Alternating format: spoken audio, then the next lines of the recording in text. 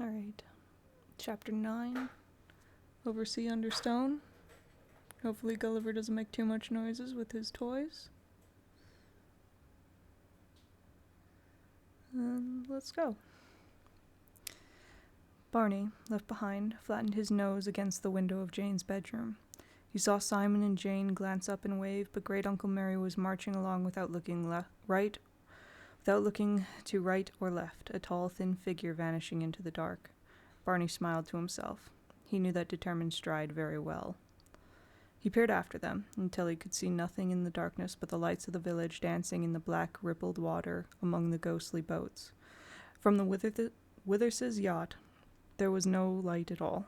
He turned away from the window, sighing a little at the frustration of being left out. To comfort himself, he took a firmer hold on the telescope case which Simon had solemnly handed over to him when they came up to say goodbye. At once he felt better. He was a knight entrusted with a sacred mission. He had been wounded in battle, but had to guard his secret just the same. He bent each leg gently in turn and winced at the burning tightness of the skin over his knees. The enemy were all round, hunting the secret which he held in his charge, but none of them would be able to get near. "Now then, back ye come to bed," Mrs. Polk said behind him unexpectedly. Barney swung round. She was standing massive in the doorway, with the light from the landing streaming round her, watching him. Barney's fingers instinctively curled tighter round the cool metal case, and he came towards her, patting softly on his bare feet. Mrs. Polk backed out onto the landing to let him through the door. As he passed close to her, she reached out her hand curiously. "What's that you got there?" Barney jerked the case out of her reach, and then quickly forced a laugh. "Oh," he said as casually as he could. "It's a telescope of the captain's I borrowed. It's jolly good. You can see all the ships going past out in the bay. I thought I might be able to watch the others go down to the harbor with it, but it's not much good in the dark." Mrs. Polk seemed to lose interest. "Fancy that. I never seen the captain use any telescope. Still, there be all sorts of strange things in this house, more than I shall ever know about, I'll be bound." "Well, good night, Mrs. Polk," Barney said, making for his own room. "Good night, my dear," Mrs. Polk said. "Just give me a shout if you want anything.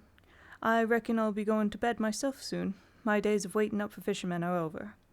She disappeared downstairs, and the landing light went out. Barney switched on the lamp at the side of his bed and quietly closed the door. He felt unprotected and rather excited still, without Great Uncle Mary in the house. He thought of pushing a chair against the door, but changed his mind when he remembered that Simon would fall over it when he came back. The last thing he wanted was for anyone to think he had been worried about being alone. He took the manuscript out to have one last look, and to guess what Simon and Jane might find from the shadow of the standing stone. But he could see nothing in the rough picture of the stones and the moon. Suddenly sleepy, he slipped the roll back and turned out the light, snuggled down into the bedclothes with the case clutched to his chest, and fell asleep. He never knew exactly what it was that woke him. When, through the confusion of half-dreams and imagined noises, he realized that he was awake, the room was quite dark.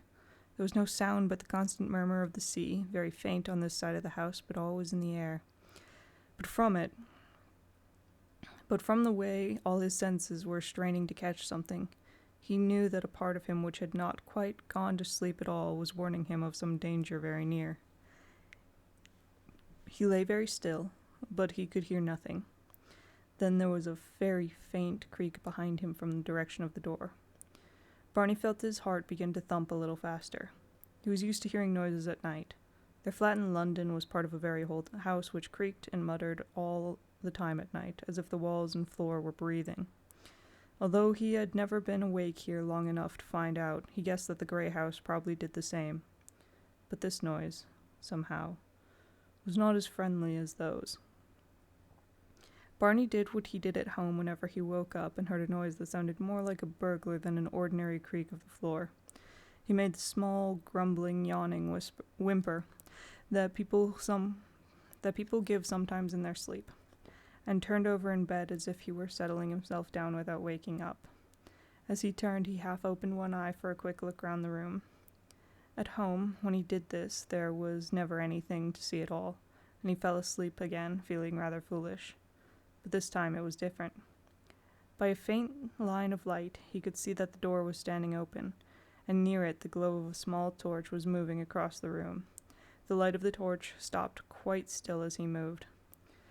Barney snuggled into its new position, and lay still, and breathed deeply for several minutes with his eyes closed. Gradually, he heard the small noises begin again. He lay, listening, more perplexed than frightened now. Who was it? What were they doing? It can't be someone who wants to knock me on the head, he said to himself, or they'd have knocked me in the head before this. They don't want to wake me up, and they don't want to make noise. They're looking for something. He groped under the bedclothes, careful not to show any movement or make a noise. The telescope case was still there, and he kept tight hold of it. Then he heard another sound. The person moving noiselessly about his room in the dark sniffed, very slightly. The noise was almost imperceptible, but Barney recognized it as a sniff he had heard before. He grinned to himself in relief, feeling his muscles relax. Very slowly, he edged his hand out from under the bedclothes toward the bedside table and switched on the light. Mrs. Polk jumped, dropped her torch with a clatter, and clapped her hand to her heart.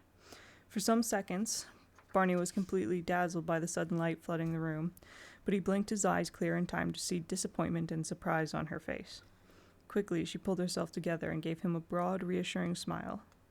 "There now, I thought I hadn't waked ye up. What a pity. I'm sorry, my dear. Did I frighten ye?" Barney said bluntly, "Whatever were you doing, Mrs. Polk?" "Came up to see if you was all right and sleeping properly, and I thought while I was up here I'd pick up your dirty cup to wash with the rest of the things downstairs. Had your Horlicks up here, remember? Bless the boy," she added fondly. "He's half asleep still." Barney stared at her. He did feel sleepy, but not too sleepy to remember Jane coming into his room when he had first gone to bed and saying, "Mrs. Polk said I should pick up your cup if you're finished, or do you want any more?" Jane took my cup down. Mrs. Polk looked vaguely around the room and gazed wide-eyed at his empty bedside table. "So she did then. It quite slipped my mind. What a silly old thing I be. Well, I'll leave you to go back to sleep, my love. So sorry to have waked ye." She bustled with almost comical speed out of the room. Barney had almost fallen asleep again when he heard low voices outside the door, and Simon came in. He shot up in bed. "What happened? Did you find anything? Where did you go?" "Nothing happened much," Simon said wearily. He peeled off his windbreaker and sweater and dropped them on the floor. "We found where we've got to go next, where the next clue leads. It's those rocks on the end of Kemare Head, right over the sea." "Did you go and look? Is there anything there?" "No, we didn't." Simon was abrupt, trying not to remember the nastiness of the moments when he and Jane had been alone in the dark. "Why not?" "The enemy were up there, that's why. All round us in the dark, and one of them was the man who chased me that day with the boy. Only Jane says it was the vicar. I don't know. It's all awfully complicated. Anyway, we ran away and nobody followed us. Funny, they all seemed scared of Gameri." "Who were they?" "Don't know." Simon yawned hugely. "Look, I'm going down to have some cocoa. We can talk in the morning." Barney lay down again, sighing. "All right. Oh," he jerked up again. "Wait a minute. Shut the door." Simon looked at him curiously and pushed the door shut. "What is it?" "You mustn't say anything in front of Mrs. Polk. Not a word. Tell Jane." "We shouldn't. She wouldn't understand anyway." "Oh," Barney said importantly, "that's what you think. I woke up just now, and she was snooping around in the dark, around the room in the dark with a torch. Good job I had the map all safe. She's after it. I bet you she is after it. I think she's bad." Simon said skeptically, looking at him. Barney's hair was ruffled and his eyes shadowed with sleep. It was very easy to believe what he was describing had been no more than a dream.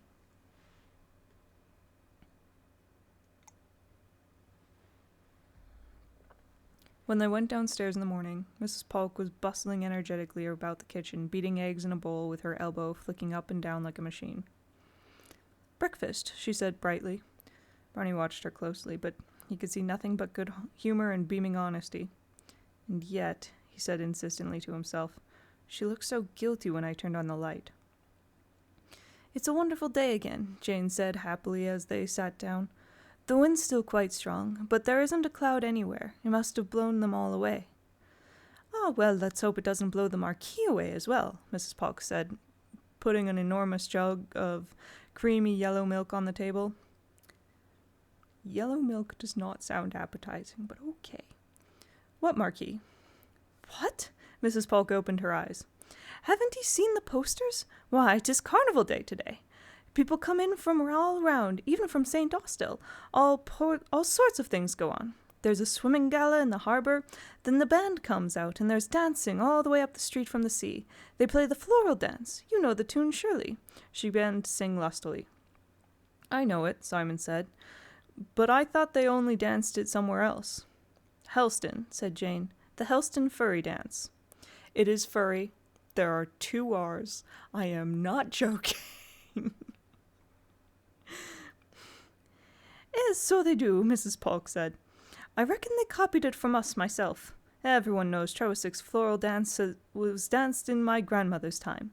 Everyone dressed up gay and you can't put gay that close to furry. I can't.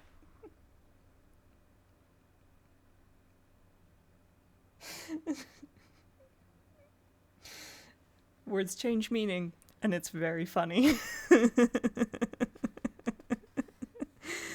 Everyone dressed up gay and fancy in costume. There's a great crowd in the street all dancing and laughing. No one goes out fishing today. There's a great marquee in the field beyond the village. And all kinds of stalls and games and wrestling. And then when the sun begins to go down, they go to the Carnival Queen, and Then when the sun begins to go down, they crown the Carnival Queen, and they stay round the harbour long after it gets dark and dance in the moonlight. 'Tis a long time before anyone wants to go to sleep in Trowisick Carnival Day. What fun, Jane said. Said Simon. Oh, you mustn't miss it, Mrs. Polk said earnestly. I shall be there every minute. 'Tis like the old days all over again. But now here I stand talking, and your scrambled eggs will be getting hard on the stove. She turned and sailed out of the room. It does sound fun, Jane said reproachfully to Simon. I dare say. We've got other things to do. Of course, if you'd rather go to the carnival than find the Grail. Shh! Barney looked nervously at the door. Oh, don't worry about her. She's all right. Great Uncle Mary's a long time coming down, isn't he? I didn't mean it, Jane said meekly. Actually, what I want to do more than anything is get up on the headland so we can go and find that rock. We can't go without Mary. I wonder if he's awake. I'll go and see.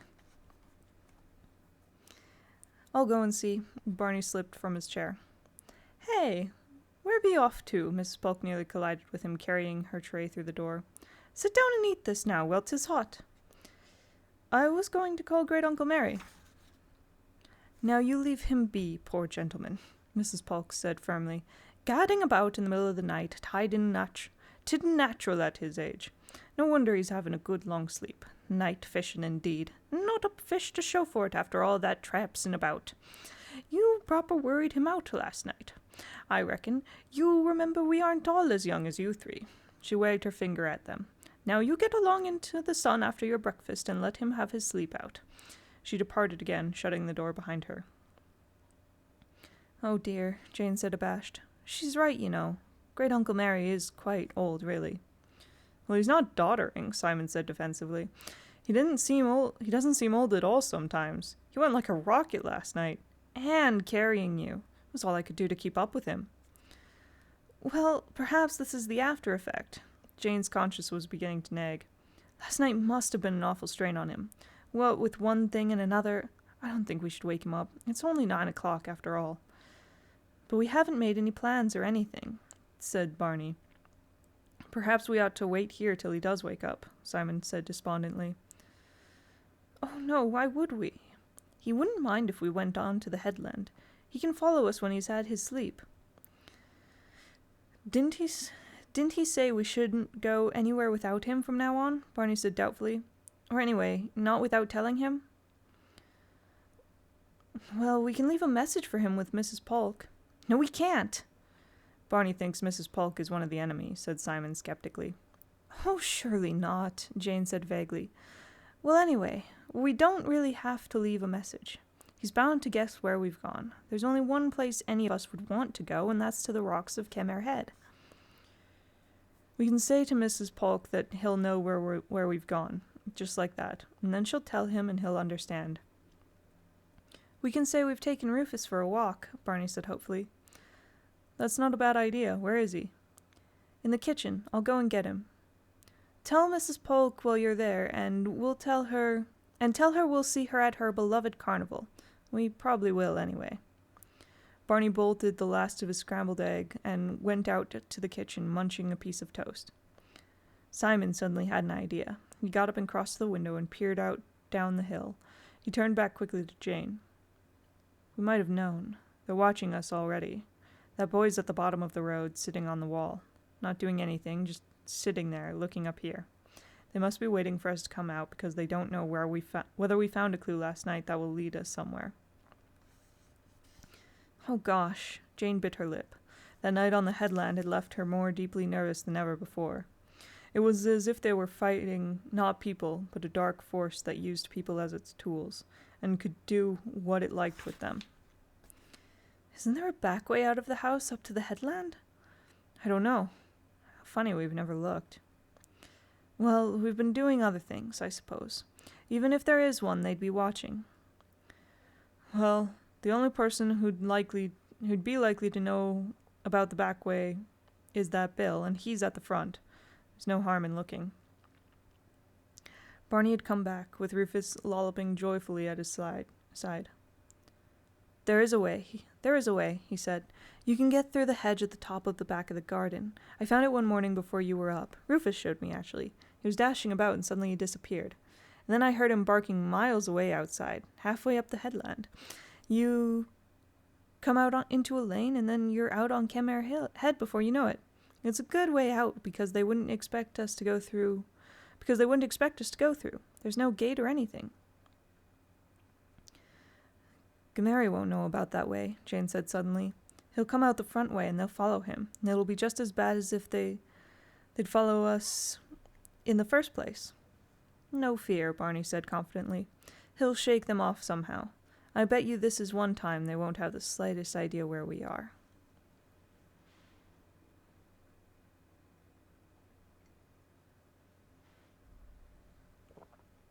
When the children were gone and the house lay silent, Mrs. Polk spent 2 brisk hours working downstairs.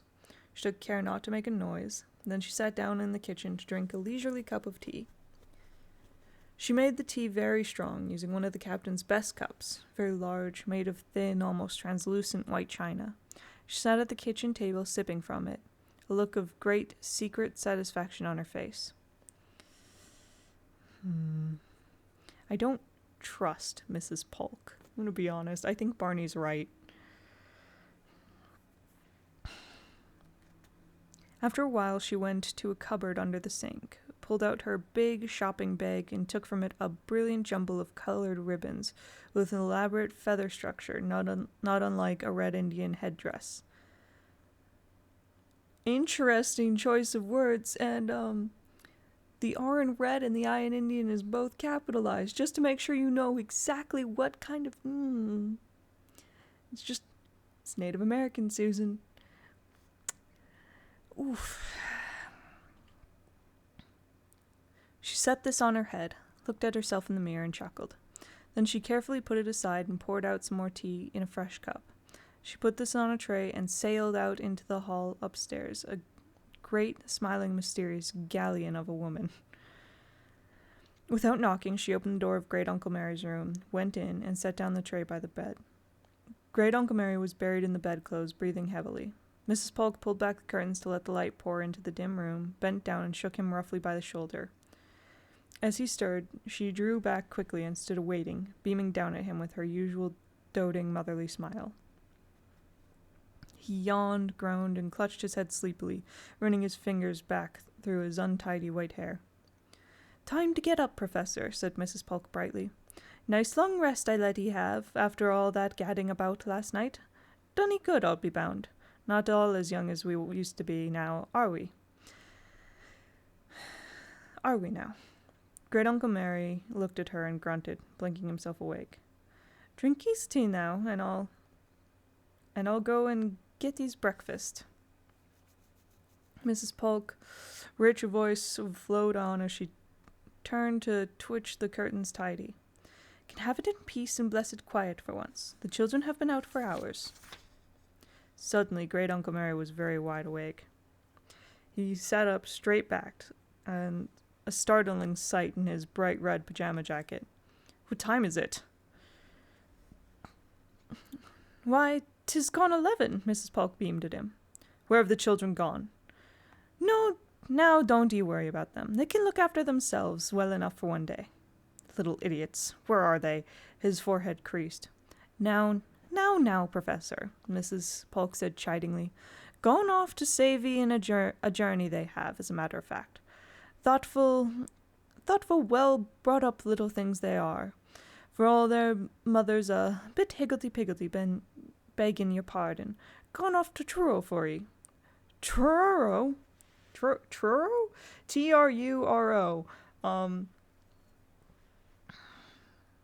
Truro, I guess." Mrs. Polk smiled innocently. "Yes, that's right. Young Simon answered the phone this morning. Nasty machine," she added confidingly, shuddering slightly. "Near scared me out of my life, screeching away. Talked to the man on the other end long time, he did. And after he came to me all serious, bless his heart, said, 'Mrs. Polk,' he says, 'that was a friend of Great Uncle Mary's on the phone from the museum at Truro. Says he's gone to see us all, saying he's got to see us all very urgently about something.'" "Who was it?" "Wait a minute now, Professor. I'm not finished. I reckon we ought to go off at once if our great uncle's still asleep," young Simon says to me, "and catch the bus. Then he can come on after us when he wakes up." "Who was it?" Great Uncle Mary insisted. "Simon didn't give no name. Very important he made it sound. So off they all went, the three of them, and got on the bus to into St. Austell. 'Don't you worry, Mrs. Polk,' they said. 'Just tell our great uncle for us.'" "You should never have let them go alone," Great Uncle Mary said curtly. "If you'll excuse me, Mrs. Polk, I should like to get up." "Of course, Mrs. Polk," said Mrs. Polk indulgently, still smiling and unruffled, as she sailed out of the room. I know I try to do at least a small British accent for, like, the British people, but Mrs. Polk is so heavily in this chapter that anytime I try to do it, I just end up sounding like her. Like my weird sort of Irish accent for her. I can't. So I'm sorry, everyone's going to sound American except for Mrs. Polk this chapter. Within minutes, Great Uncle Mary was downstairs, fully dressed, frowning to himself and occasionally muttering anxiously. He waved away his breakfast and went striding out of the grey house. Mrs. Polk, watching from the doorstep, saw his big, battered car appear on the road and roar off, leaving a great black smear of smoke hanging in the air as it disappeared out of the village. She smiled to herself and went back into the grey house. A few moments later she came out again, the small, secret smile still hovering round her mouth, locked the door behind her, and went off with her shopping bag down the hill to the harbour. A few bright red and blue feathers nodded over the top of the bag as she swung it at her side.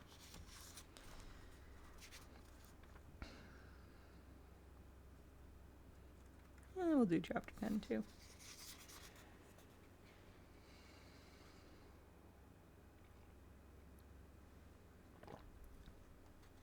Chapter 10. "This isn't nearly as simple as I thought it would be," Simon said, frowning. He looked about him at the jagged grey rocks. From the standing stones last night it looked as if there was one lump of rock here sticking out on its own, but there are so many of them, and they're all so big. The wind blowing in from the open sea tossed Jane's ponytail to and fro at the back of her neck. She looked back inland. "It's just like being out at sea, as if we were cut off and looking at the land from the outside." The end of Kenmare Head was a more desolate place than any they had yet seen, even with the sunlight glittering on the water far below, the smell of the sea in the wind, and the smell of the sea in the wind. They stood in the midst of a bleak patch of rocks, rising bare out of the grass almost at the headland's tip. The ground fell away before them in a steep, grassy slope, and from there the sheer edge of the cliff dropped to meet the other rocks 200 feet below, where the white waves endlessly grunted inside. They could see no sign of life or movement anywhere around. "It's lonely," Barney said. "It feels lonely itself, I mean, somehow. Different from us feeling lonely. I wonder what the next clue is, if there is one." "I don't think there is," Jane said slowly. "This is so much an end of a place. It doesn't lead anywhere. Everything leads towards it. Funny how we didn't see anyone at all on the way up. There are usually one or two people wandering about, even on the headlands." "Certainly was last night," Simon said. "Oh, don't. I keep trying not to remember. But there just isn't a living thing anywhere near here. I think it's odd." "Mr. Penhallow says the locals keep away from the end of the headland," Barney said, clambering to perch above their heads on one of the rocks. Rufus tried to climb up beside him, slithered back again, and licked his ankle, whining. "They don't like the standing stones much either, but they never come up here at all. He wouldn't talk about it much. He said people thought the rocks were haunted and unlucky, and he sounded as if he believed it himself. He said they would call them the gravestones." "They call the standing rocks that?" "No, these rocks here." "Funny. I should have thought it would be the other way around. The others do rather look like gravestones in a kind of way, but these are just rocks like any other rocks." "Well, that's what he said," Barney shrugged his shoulders, nearly overbalanced. "Just that people don't like them." "I wonder why?" Jane gazed up at the nearest crag of rock rising just above her head. Simon next to her tapped idly at its surface with the old brass telescope case, the manuscript safely rolled up inside. Barney had ceremonially handed it back that morning. Then suddenly he stopped tapping and stood stock still. "Whatever's the matter? Have you found anything?" Jane peered at the rock. "No. Yes. Oh, it's all right. I'm not looking at anything. Don't you remember in the manuscript? I can hear Great Uncle Mary saying it now, where the Cornishman said he had hid the Grail, over sea and under stone." "That's right. And the same when they buried the strange knight. What was his name?" "Bedwin," Barney said. "Golly, I see what you mean. Over sea, under stone. Here." "But," Jane said, "it must be." Simon hopped distractedly on one foot. "Over sea? Well, we couldn't be anywhere that was much more obviously over the sea, could we? And under stone, well, here are the stones." "And this must have been where they buried Bedwin as well." Barney hastily slithered down from his rock. "And that's why they call it the gravestones, and think it's haunted. They've forgotten all the real story, because it's hundreds and hundreds of years ago. But they remember that bit, or at least they remember people being frightened to come here, and so they don't come either." "Perhaps they're right," Jane said nervously. "Oh, come off it. Anyway, even if Bedwin's ghost was floating about somewhere, he wouldn't want to scare us because we're on the same side as he was." "Great Uncle Mary said something like that last night." Jane screwed up her forehead, trying to remember. "Oh, never mind. Don't you realize what this means?" "We're there! We've found it!" Barney sputtered with delight. Rufus, catching his mood, pranced joyfully round them, barking into the wind. Simon looked at him. "All right, then. Where is it?" "Well," Barney said, pausing a little, "here, under one of the rocks." "Yes, well, just stop rushing about like a madman and think for a minute. What do we have to do? Dig them all up? They're part of the headland. It's all rock. Look." Simon took out his penknife, a hefty steel weapon with 2 big blades and a marlin spike, and went down on his knees to dig away the earth at the foot of the crags. He tore away tufts of grass, dug a hole, and 3 inches from the surface came to solid rock. "You see? There." He scraped at the rock with his knife blade, making a depressing grating sound. "How can anything be buried there?" "It doesn't all have to be like that," Barney said rebelliously. "Perhaps there's a different bit somewhere," Jane said hopefully. "If we all 3 divide up and search every inch, we're bound to find something. We ought to have brought spades with us, really. Come on." So Barney went to one end of the rocks, and Jane 20 yards away to the other, and Simon, glancing nervously down the steep edge of the headland, went round to the seaward side and began working his way from there. They clambered up and down and over the sharp-edged granite. searching the patches of wiry grass between the rocks, tugging at boulders to see if they would move and show a place where something could be buried underneath. But no stone ever shifted an inch. They found nothing but granite and grass, no hint of a hiding place. Jane was holding something carefully in her hand as they came together. "Look," she said, holding it out. "Don't you think it's peculiar finding a seashell up here? I mean, how on earth could it have come up from the beach? Specifically, if no one ever comes up here." "It's more like a stone than a shell," Simon said curiously, taking it from her hand. It was a cockle shell, but its hollow was solid and hard, filled with what looked like rock, and the surface of the shell was not white and roughened like those they found on the beach, but smooth and dark gray.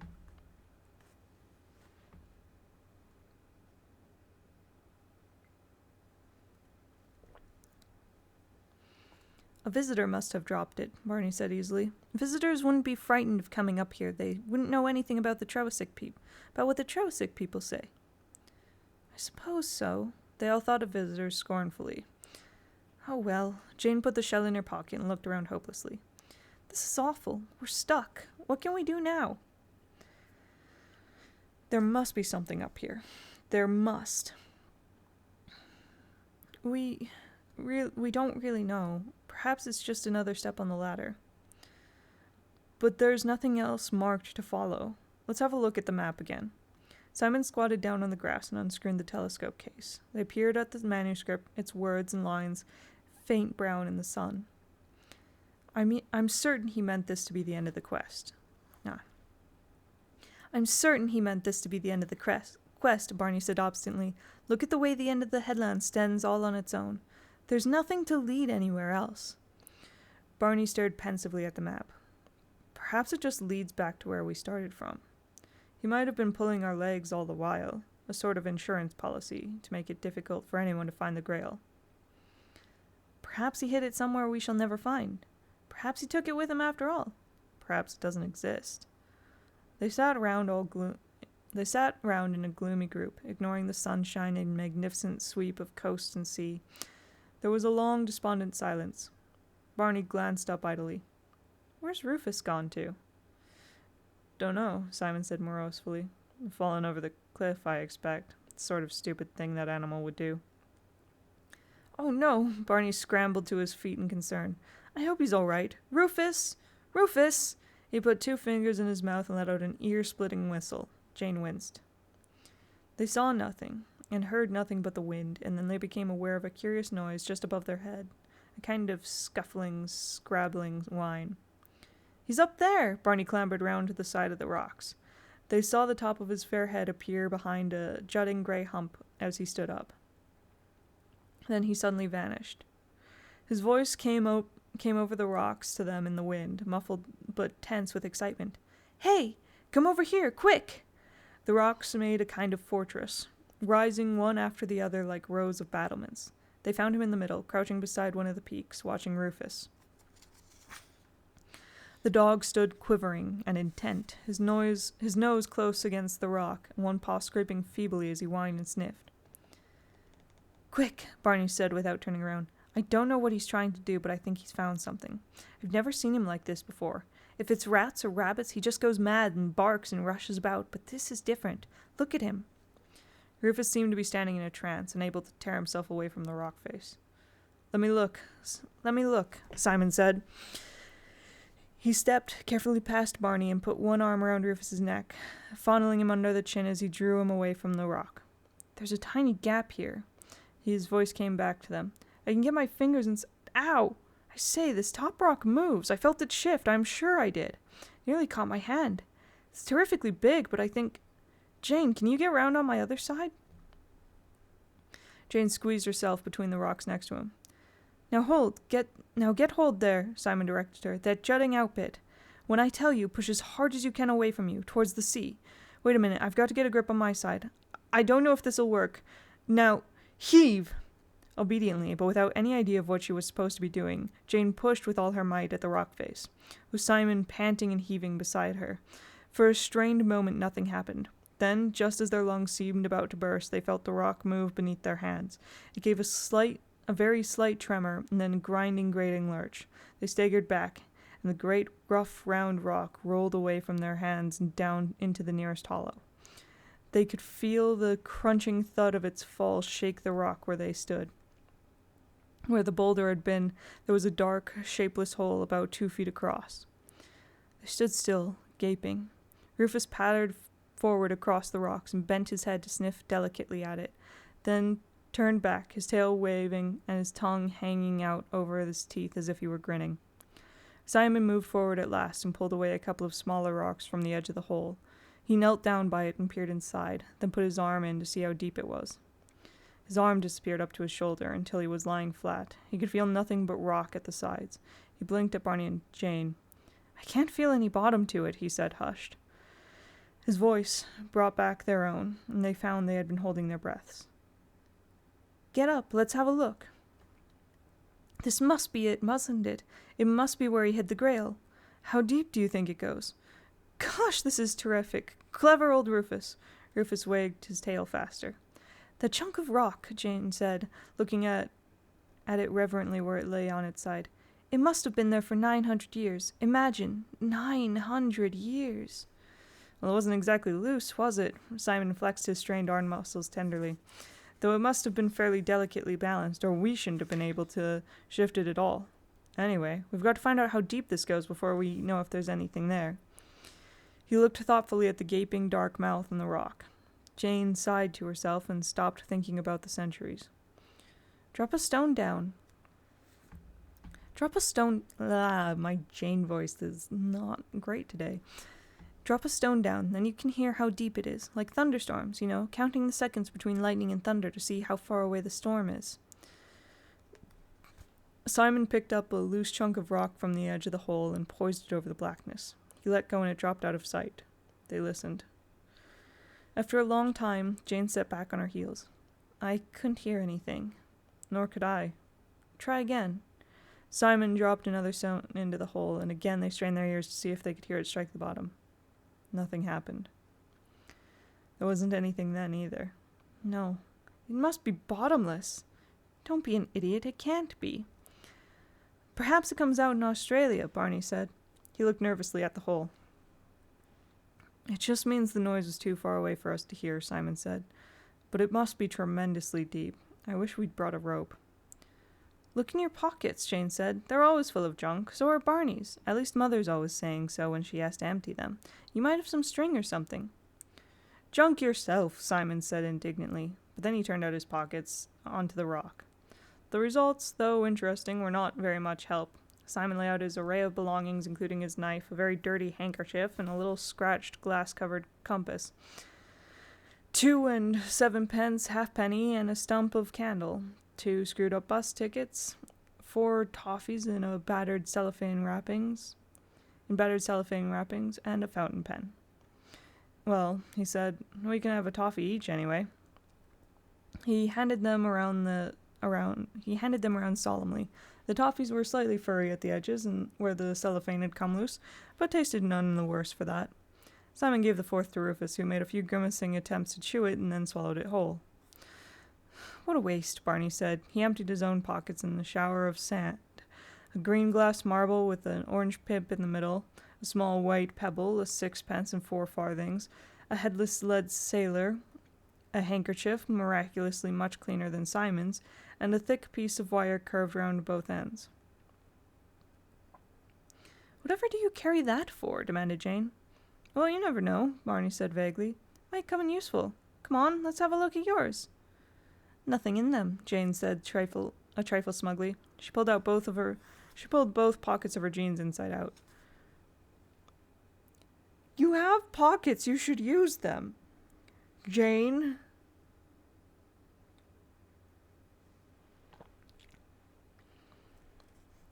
"Well, you brought your duffel coat," said Simon. He crossed the rocks, climbed down the grass of the headland where they had been standing, and brought the jacket back. "Here we are. 1 handkerchief, 2 hair grips, just like a girl, 2 pencils, a box of matches. Whatever do you want that for?" "Like Barney, they might come in useful. A lot more useful than that old bit of wire, anyway." Simon felt the other pocket. "Money, a button. What's this?" He pulled out a spool of cotton. "Now that's an idea. Pretty daft thing to carry about, but it might help us find out how deep the hole is." I'd forgotten I had that, Jane said. All right, you win. I carry junk round too. But you must admit it's sensible junk. Is it? She took the cotton reel from him. It says there's 100 yards of cotton on this. Well, no hole could be that deep, surely. I wouldn't be surprised with this one, Simon said. Tie something to the cotton and lower it down. Have to be something pretty light, Barney said, or it'll break. Jane unwound a length of cotton and pulled on it. Oh, I don't know, it's pretty strong. Here, I know, give me that bit of wire. Barney looked at her doubtfully and handed it over to Jane. Barney looked at her doubtfully but handed it over. Jane tied one end of the cotton to its curved end. There, now we can just lower away and wait till it hits bottom. I know a better way. Simon took the reel back and put one of Jane's pencils through the hole in the middle. It was just long enough to protrude on either side. See, you hold to both ends of the pencil and the reel unwinds on its own accord because of the weight, like playing a fish. Let me do it. Jane knelt down beside the hole and dropped the wire into its dark mouth. The cotton reel spun round the thread as the thread disappeared, and they held their breath. Then suddenly the reel slowed, turned wearily, and came to a halt. Just as they were thinking the wire had reached the firm ground, they saw the end of the cotton blowing loose. Bother, Jane said in disappointment. It's broken. She looked down into the blackness in a vain attempt to see where the cotton had gone. Simon took the reel from her and examined it. Half the cord's gone anyway, and it still hadn't hit anything. That means the hole must be at least 50 yards deep. That's 150 feet. Good grief. He tapped Jane on the shoulder. Come on, Dopey, you won't see anything down there. Jane flapped her hand at him, still bending over the hole. Shut up. They waited patiently until she straightened herself. She red in the face. I can hear the sea, she said, blinking in the sunlight. Of course you can hear the sea, so can I. It's just over the edge of the headland. No, I mean you can hear it down there. Simon looked at her, tapped his head, and sighed. Barney lay down close to the hole and put his head inside. She's right, you know, he said, eagerly looking up. Come and put your ear down here. Simon said skeptically, and lay down beside him. Then he heard very faintly coming up from the depths of the hole a hollow booming sound. It faded, then rose again, slow and regular. Is that the sea? Okay. Of course it is, Jane said. That deep gonging sort of noise, don't you recognize it? The same sort of noise waves make when they crash into a cave. And think what it means. The hole must go all the way down to the cliff of the sea. There must be an entrance down there. And that's where the Cornishman hid the Grail. But it can't go all the way, Simon sat up slowly, rubbing his ear. Couldn't this be vibration or something coming through the edge of the rocks down below? Well, I ask you, does it sound like it? No, Simon admitted, it doesn't. Only, how could anyone make such a narrow little hole so deep? Goodness knows, but he did, didn't he? Perhaps that little shell I found was thrown up through it somehow. Then if the Grail is down there, we have to get it from the entrance where the sea comes in. There must be a cave. I wonder if we could climb round from the harbor. Listen! Barney suddenly scrambled to his feet and stood upright, his head cocked. I heard something, like an engine. Simon and Jane stood up and listened to the distant waves and wind. They could hear seagulls crying, the plaintive yelping calls blown gustily towards them from below, and then the noise Barney had heard, the low thrumming of an engine from the direction of the harbor. It was Simon who caught sight of the long white bow of the yacht moving out round the curve of Kenmare Head. He crouched low. Get down quick, he said hoarsely. It's them. It's the Lady Mary. Barney and Jane dropped to the ground beside him. They can't see us if we keep behind the rocks, Simon said quietly. Don't move anyone until they've gone out of sight. I've got a gap here, Barney whispered. I can just see them through the rock. Mr. Withers is on deck, and his sister with him. Their skipper's not there. He must be in the cockpit. They're looking this way. Not up here. They seem to be looking at the cliffs. Mr. Withers has got binoculars. Now he's put them down. He's turned to his sister to say something. I can't see the expression on his face. They aren't near enough. I wish they'd come closer. Oh, Jane swallowed, husky with agitation. Suppose there is a cave down there where the Grail is, and they see it. The idea was paralyzing, and they lay rigid, 3 minds wishing the boat away. The noise of the Lady Mary's engine grew louder, passing the end of the headland close below them. What are they doing? Simon hissed urgently. I can't see. There's a rock in the way now, Barney wriggled in frustration. The noise of the engine filled the air, but it did not stop. As they listened, breathless, it grew gradually less, moving away across the sea. I can see them again now. There's another gap. He's looking at the coast through the binoculars. I don't think he's seen anything. It looks as if he's still hunting. Now they've gone round the corner. Barney rolled over and sat up. If they're looking for a cave, how did they know? They can't have known. They haven't seen the map, said Jane in English. They couldn't possibly. I mean, even if the vicar is in league with them and they know about the outline I drew in the guidebook, it hasn't got any sort of clue. I didn't put any of the clue marks in it. But if they don't know where to look, why are they looking in the right place? I think, Simon said reassuringly, it's just a part of their routine. I mean, if they don't know where to look. They don't know where to look, so they look everywhere.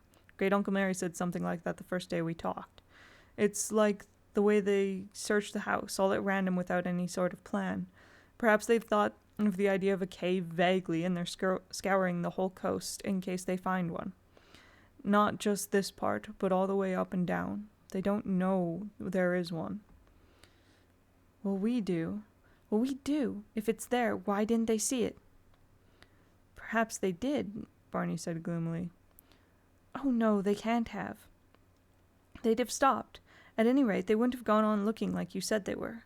You did say that, didn't you? Jane looked at him nervously. Oh yes, old Withers was still squinting hard through his glasses when they went out of sight. Well then. There's one other thing it might be, Simon said reluctantly. He paused. What? We heard the sea, so the mouth of the cave might be covered. It might be underwater. That's why they didn't see it. There's a lot of underwater caves in Cornwall. I remember reading about them somewhere. It might not have been like that when our Cornish man hid the Grail, but perhaps the land sunk a bit in 900 years. Well, that's good, Barney said. They'll never be able to find it then. Simon looked at him and raised his eyebrows. Nor should we. Simon stared. Oh, we surely could. You can dive pretty well.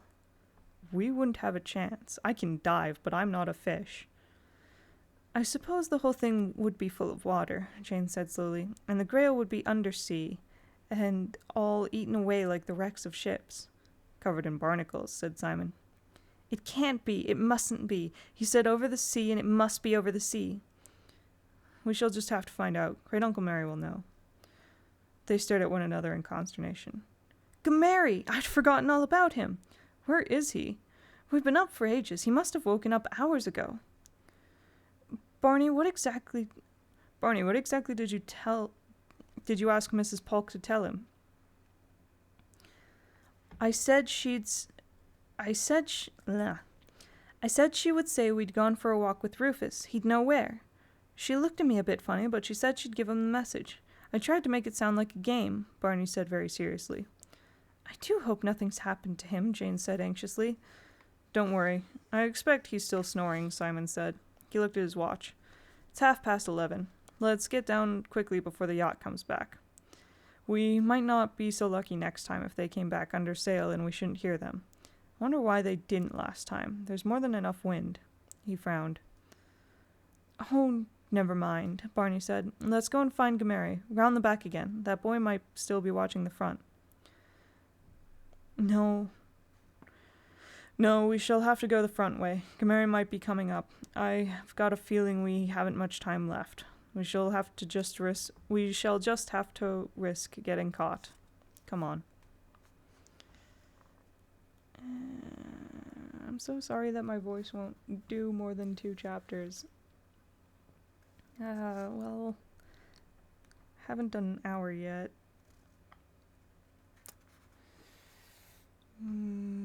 I kind of want to keep going, but I don't know how much my voice will be able to take.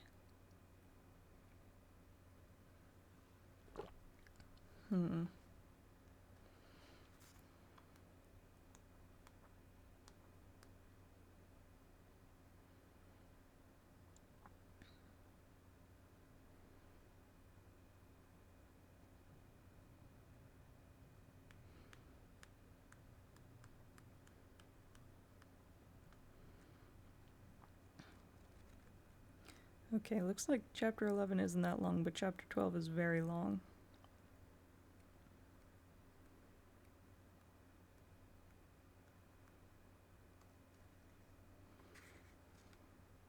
That's 11 and 12 together. We are over halfway through the book, though. So, I'll do chapter 11, and then probably just chapter 12 by itself. Yeah. Chapter 11. But as soon as they came down within sight of the harbor, they saw that there was no question of either being unseen, or of passing unseen, or of being caught. The streets round the harbor were thronged with people, fishermen and shopkeepers in their Sunday suits, wives in their best summer dresses, and more gay crowding tourists than the children had ever seen in Trevisick before. All the boats swaying level with the quays on the high tide were moored at one side, leaving a clear rectangle of water marked out with strings of bobbing white floats. As they came down the road, they heard the faint thud of a starting pistol, and 6 brown bodies flung themselves into the water and began thrashing in a white fury of spray across the marked course. The crowd began to cheer. "It must be the end of the swimming gala," Jane said, eagerly caught up in the carnival atmosphere below them. "Let's go and watch for a minute." "For heaven's sake," Simon said in despair. "We're on a mission. We've got to find Great Uncle Mary before we do anything else." But there was no answer to the doorbell of the grey house as they stood on the doorstep with knots of shirt-sleeved visitors clattering past them up and down the hill. When Simon had gone round to the back and retrieved the front door key from its secret place in the tool shed, they went inside to find the house quite deserted. Great Uncle Mary's bed was neatly made, but there was no sign in his bedroom or anywhere else to tell them where he had gone. Mrs. Polk was nowhere to be found. There were 3 plates of cold mackerel and salad covered up on the kitchen table left for their lunch, but that was all. The house was spotless, silent, and neat, and empty. "Where can he have gone? Where's Mrs. Polk?" "Well, that's easy enough. She'll be outside watching the swimming with everyone else. You know how she was drooling about Carnival Day." "Let's go and find her. She must know where he is." "Tell you what," Barney said, "you 2 go down to the harbor and I'll run up to the top of the hill and see if Gameri had gone up there after all. I'd be able to see if he's climbing the headland, and it takes quite a time to get up to the top." Simon thought for a moment. "All right, that seems sensible enough, but for goodness' sake, keep out of sight of the yacht if you see it coming back. And come down to us as quick as you can. We don't want to get separated. We'll be right there on the quay where the start of the swimming is." "Righto," Barney made off, but then turned back. "I say, what are you going to do with the manuscript?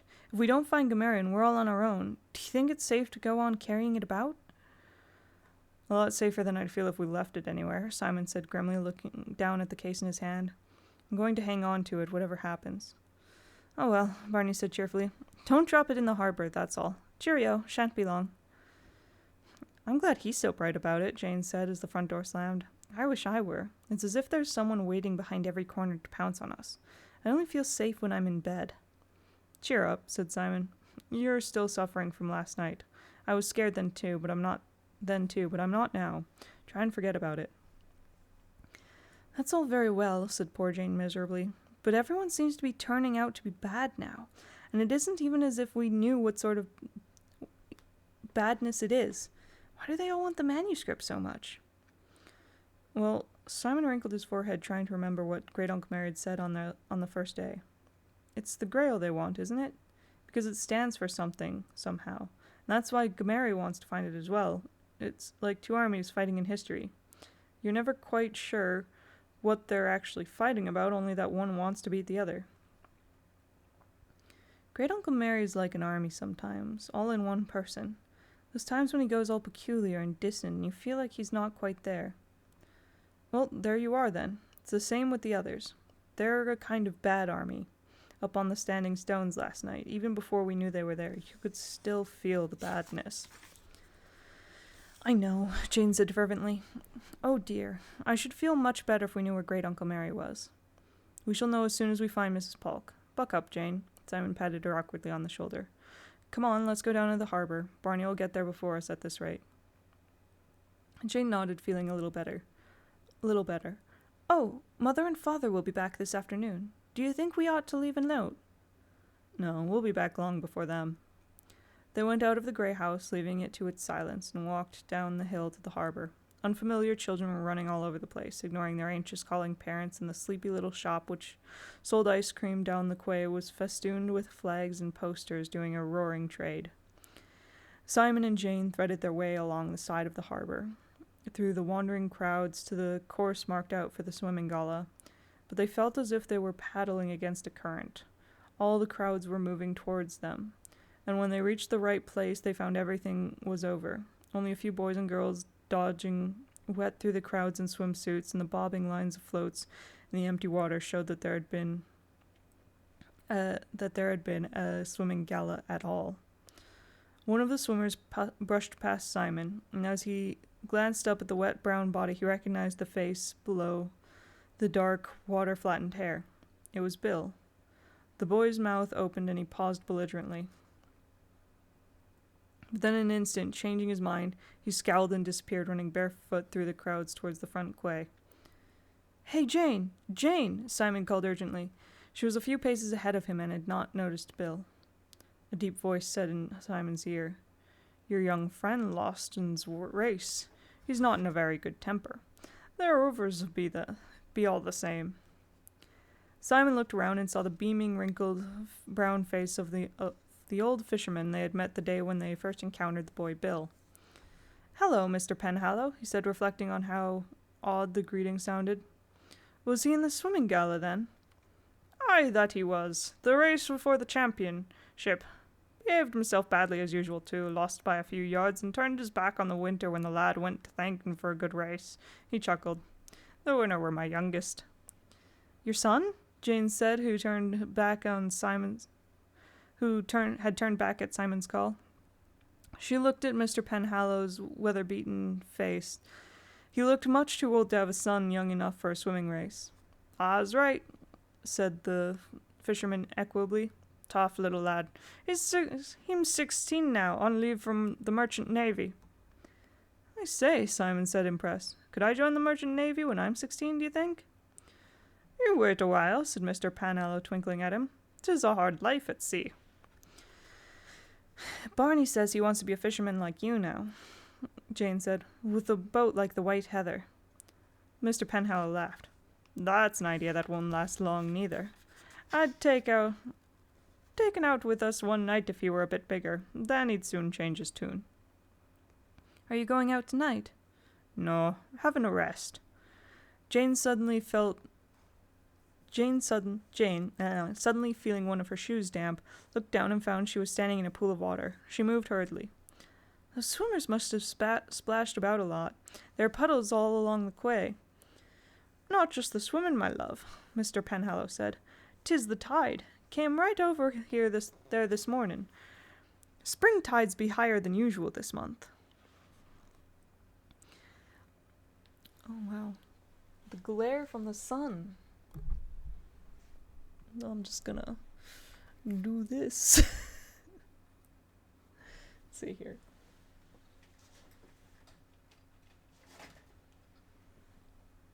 Oh no, it's not even from this window. It's from the window way over in my kitchen. Incredibly rude. That's what I get for choosing to read a little bit more.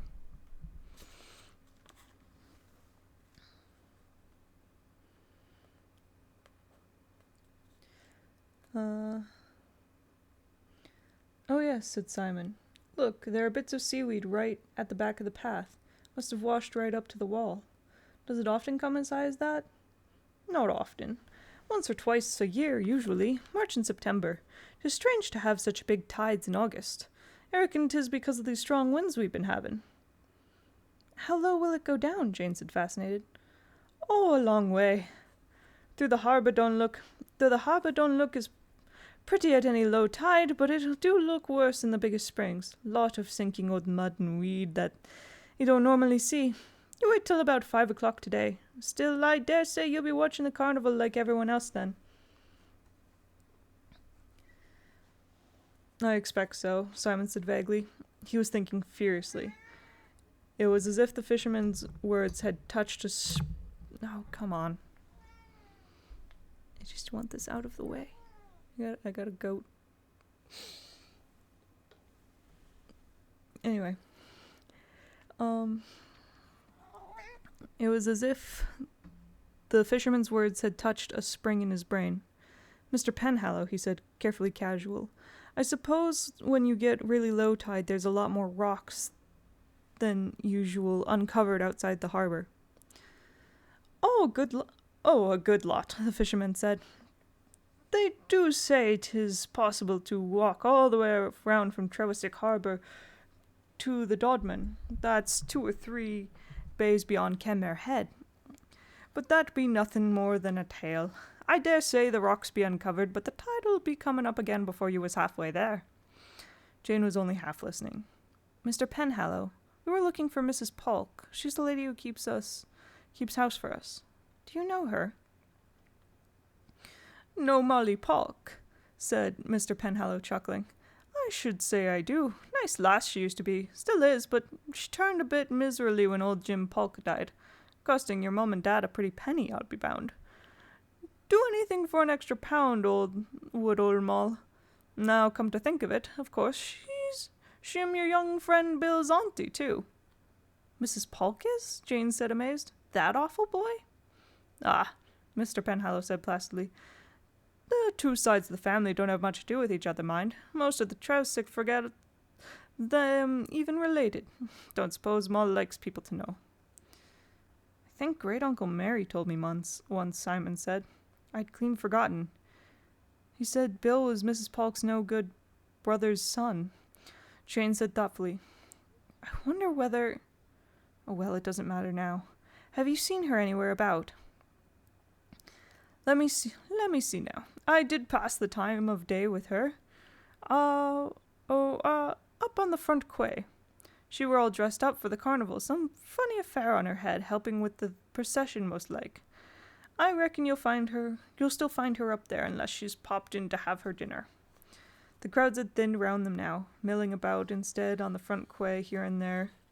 Groups of bandsmen in bright blue uniforms, clutching large curly silver instruments and wearing ill-fitting blue-peaked caps. Simon and Jane peered across the harbour, but they were too far away to be able to distinguish faces. Well, I must be off to find my young Walter. Real cock-a-hoop he'll be.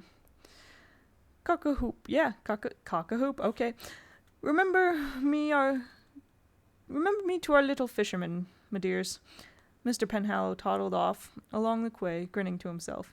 Jane, who had been wondering what it was about him that seemed different, realized for the first time that instead of the blue jersey and long thigh boots, he was in a stiff black suit and shoes that squeaked. I don't think he should have talked like that about Mrs. Polk, she said, troubled. You don't know. Might be important. Simon said, Anyway, what are we going to do now? We've got to find Mrs. Polk to know where Great-Uncle Mary's gone, but Mr. Penhallow says he saw her on the other side of the harbour, and we told Barney we'd meet him here. I wonder where Barney is. He surely had time to go to the top of the road and back by now. Look, you go see if Mrs. Polk is over there, and I'll wait here till he comes. Simon rubbed his ear. I don't know. I don't like all this splitting up. We haven't got Great-Uncle Mary, we haven't got Barney for the moment, and if you and I split up, nobody will have anybody else at all. Any one of us could get nobbled? There's an L. Get nobbled. And the others not know. I think we ought to keep together. Well, all right, Jane said. We'll wait a bit longer. Let's go back to the corner of the front quay, and we can cut him off. It's the only way down. It's the only way down here. He'll have to pass it. As they walked back, they saw the Trevisick band forming across the harbour, and with the crowd bobbing and weaving round them, the children darting excitedly to and fro. I wonder if there's... If I back up, it's not so bad. It's still kind of bad.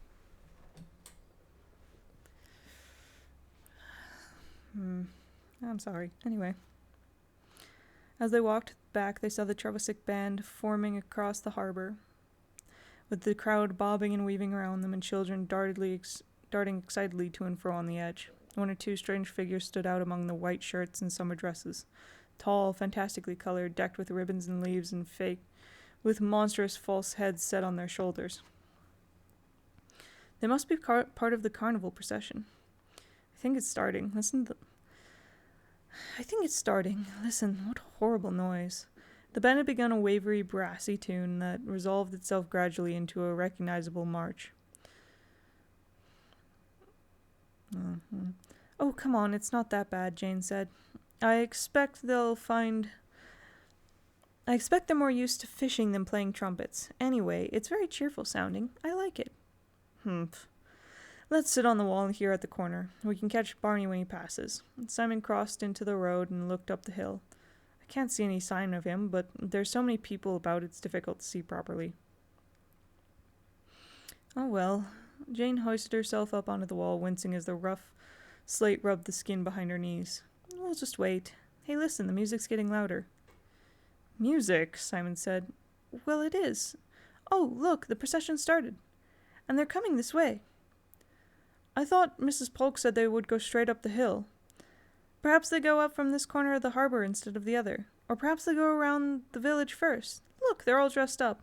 And they're playing that thing Mrs. Polk was singing this morning, the floral dance. Oh, we've got a good view anyway. Simon hopped up to sit on the wall beside her.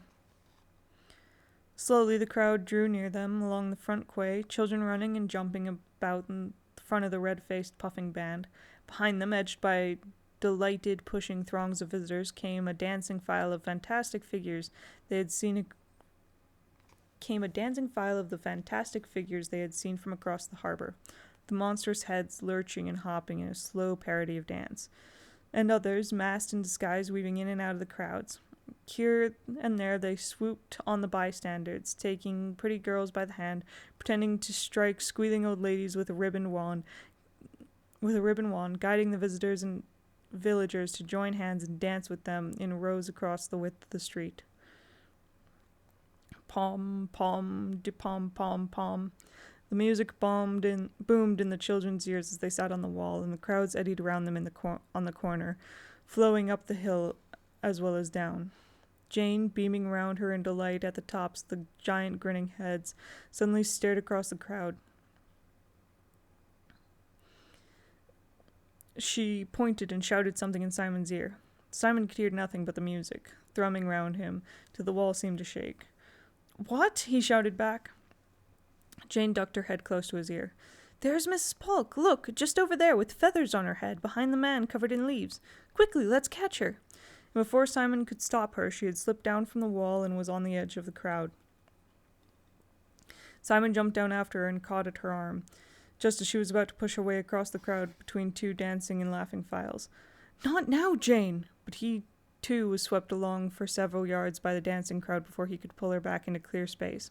They stood pinned against the far wall of the road, away from the harbor, hemmed in by others standing watching the carnival procession dance by. And that was why they did not see Barney, who had been threading his way down the hill road past the great house, dodge between people's legs to slip around the corner of the wall, ignoring the procession and run as fast as he could along the inner quay to the place where they had agreed to meet.